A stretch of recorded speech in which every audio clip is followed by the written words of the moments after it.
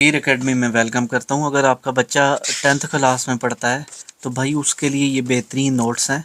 Total pocket size हैं, जेब में भी आ जाते हैं और इनके कोई टोटल 60-70 पेज होते हैं और इनमें वो सब कुछ होता है जो बच्चे को चाहिए होता है।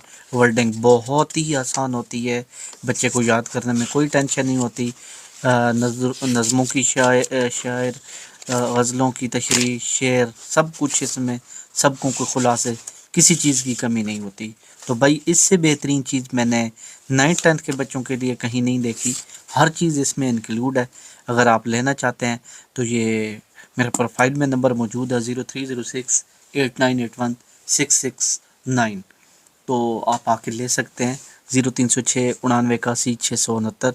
ये मैंने अपनी ज़बान में बताया है, तो किसी बच्चे को भी कोई टेंशन हो तो वो रब्ता कर सकता है। और इन नोट्स की फ़िल वक्त जो प्राइस चल रही है 60 रुपये, ठीक।